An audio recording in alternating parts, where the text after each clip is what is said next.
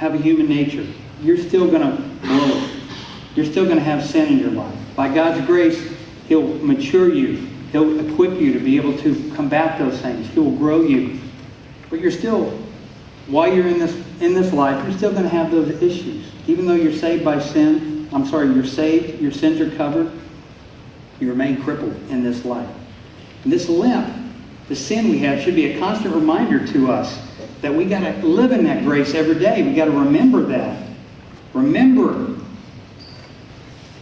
our position and where we were before Christ. Even Paul in Romans, back and forth, man, I don't want to do, I do. Things I really want to do, I blow it. Oh, wretched man that I am. Who will deliver me from this body of death, Paul says. And then he says, I thank God through Christ Jesus our Lord. So sin, he's still crippled. Now I wonder, ask yourself this. Mephibosheth, as he's sitting at the king's table through the years, I wonder if he sits here and he thinks, I am completely not worthy of this. I don't deserve this. I cannot believe how fortunate I am. This is unbelievable. I was so far off. I was resentful. Had all these preconceived notions. I was lost. Living in Lo-Debar.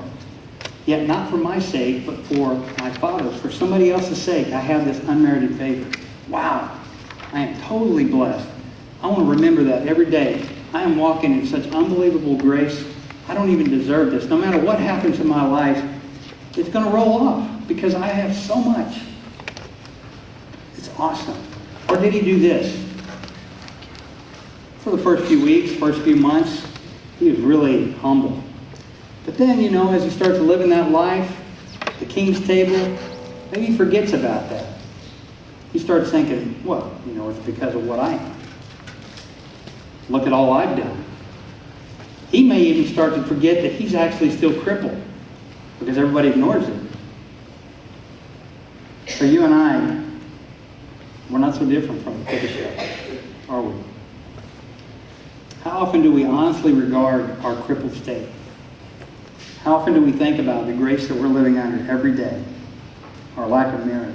The great price that was paid on the cross for us. So today, my heart's desire is that we remember, like that old Mustang told me, hey, when you fail to remember where you come from, you're going to lose track of where you're going. God's got important business for us to do. We need to remember that we're living under His grace. Now, maybe you're still living in that Lo-Debar. I hope today you recognize that. If you haven't come to the Lord fully, I pray that God has shown you that.